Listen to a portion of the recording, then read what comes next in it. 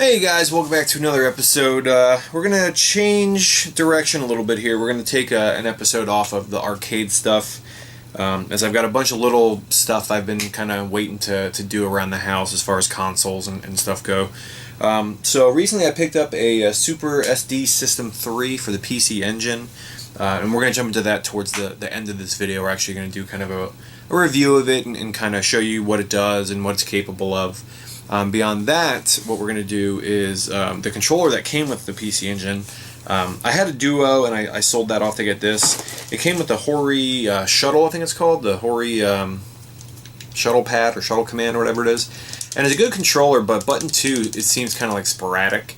So we're actually going to go ahead and take this apart and kind of clean this all up and see if anything's dirty or gunked up or anything under button 2 here. Beyond that, I do have a cap kit for the PC Engine, which we're going to go ahead and do that as well. I noticed that when it's running on the SD System 3, it gets a little warm, and I don't know if that's just because it's the one power brick kind of powering everything. But just to be safe, I want to go ahead and cap it, because I don't know the history of that thing. I'd rather just be safe than sorry. Some other stuff that we're going to be working on. My twin Famicom, I do have an RGB NES board coming for it. Once that comes in, we'll go ahead and completely do that. I did already go ahead and order the cap kit for that as well from Console 5. So once that comes in, we'll have that to go on. I did order, unfortunately, there's a slice in one of the controllers on the twin Famicom.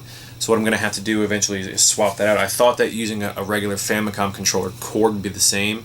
It's the same number of pins, but the connectors on the end are actually a little bit different. They're not these little claws, they're like pins. So what I might have to do is actually kind of cut here before the connector, and then splice this cable onto the other one and kind of just match the colors up and pin everything out. We'll see, but I'm not going to really do that until we cap that. This way I have it open already and kind of mess with everything there. Some other stuff we're going to work on is I do have an RGB board coming in for my Nintendo 64. That should be here today. So we'll go ahead and RGB mod my N64. And then lastly, if we have time, I'm going to go ahead and take this JAMA fingerboard that I bought. And I have a universal game, I forget what it's called, universal game board for really any VGA signal, any 640 signal. You can down convert it to 240p, which will play on an arcade monitor. So on my Egret 2, what I'm looking to do is play my Xbox 360 cave shooters on it. So you basically take this, plug the JAMA harness in here, and then you pin out on this side your power, your inputs, your sound, everything here, and have it kind of go out to the, it'll go out here to the arcade cabinet, and you'll get your inputs here from the Xbox 360. So we're going to go ahead and start here probably with the Hori pad. We'll go ahead and open this guy up and kind of take a look at what's going on in there. So let's get started. Alright, so we're going to go ahead and start by taking this guy apart. So here on the back, looks like we've got 5 little Phillips screws. So I'm just going to go ahead and pull those out, and we'll take a peek at the board on the inside. Alright, so these are completely unscrewed now. Sorry for the lighting. Let's go ahead and pull this off.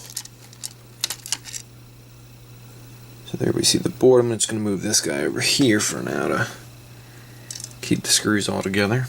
Back over here we have the board.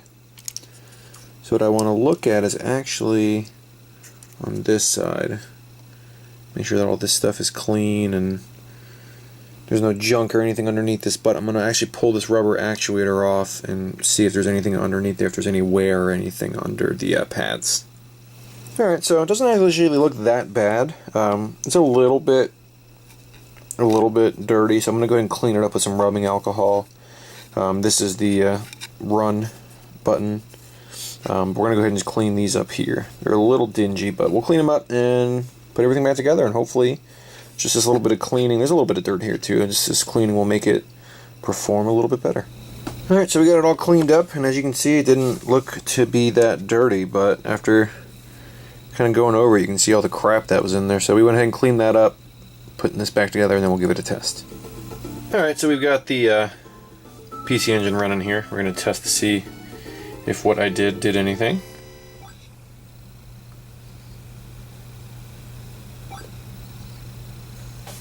It's going to be hard to kind of film this, but let's see.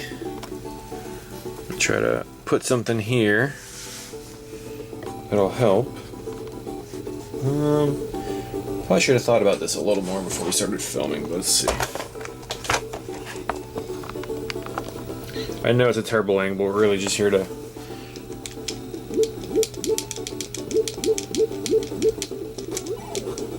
Feels a little better.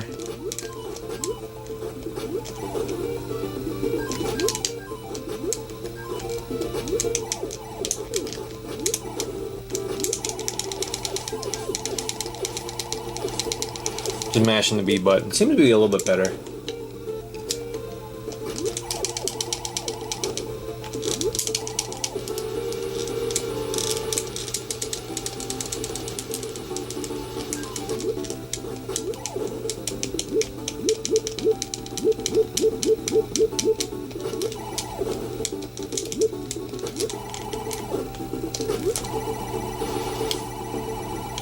Cool.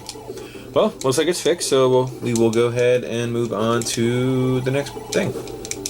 Alright, so we're going to go ahead and do a quick little overview of this. Here's the PC Engine.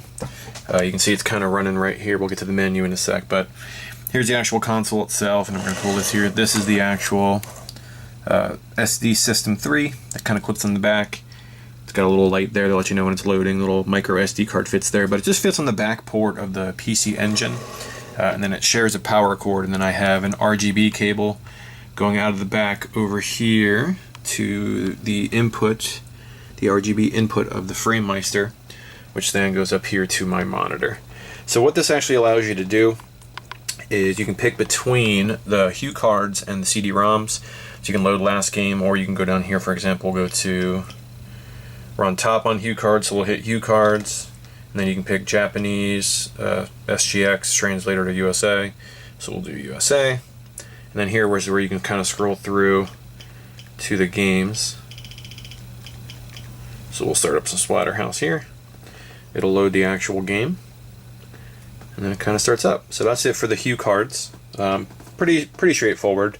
Not much different than an Everdrive. You kind of sort through your folders and find the game that it is that you want to play. But pretty cool. So then what we'll do is we'll go ahead and reset it here, and then I'll show you the CD part of it. So it'll boot up here in a sec. So then what you do if you want to run a CD game is up here on the top, you press the select button here, and select will actually change it over to CD-ROMs, and then you can go down here to CD Japan, and it'll load off the SD card, and then just like the Hue cards on here, it'll give you the full list. So we can go through here, we'll do... let's see, what do you guys want to see? We'll do one of my favorites. So it loads the arcade card that it needs. And it'll basically boot up and start running the game. Hopefully it won't be a little blurry here, but we'll see. There we go.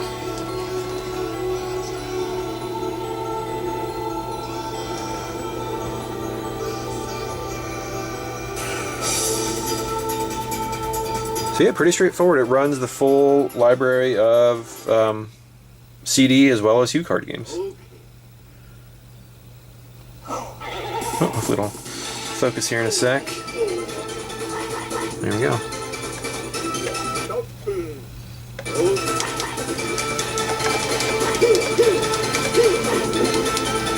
Kind of doing this one-handed, but you guys get the idea. Play all the games.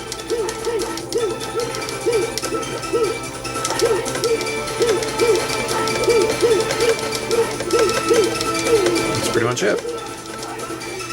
So what we'll do here is we'll check out a quick clip of the stream last night that we did when we were playing some Hue card games. So let's jump into that guy. Crank a 4-wood, which isn't a thing. Which isn't a thing? Oh. Okay.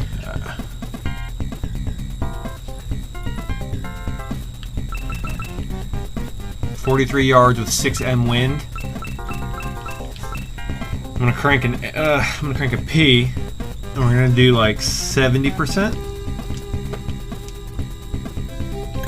Oh! Oh my God!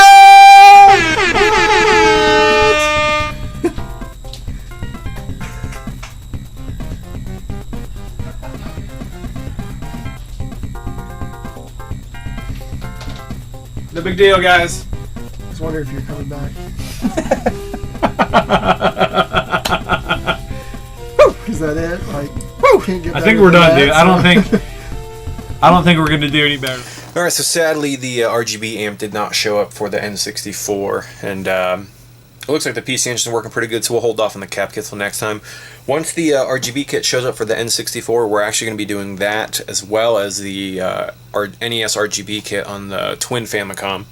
So the next episode, look forward to that. We're going to be tearing apart the Twin Famicom, tearing apart the N64, and probably, since we'll have all the tools out and everything, we'll be tearing open the PC engine to do a cap kit on that. So a lot of caps and soldering and desoldering and all that stuff. But thanks again as always, guys. Click follow, subscribe if you want more content. Give it a thumbs up, and we will catch you guys on the next episode.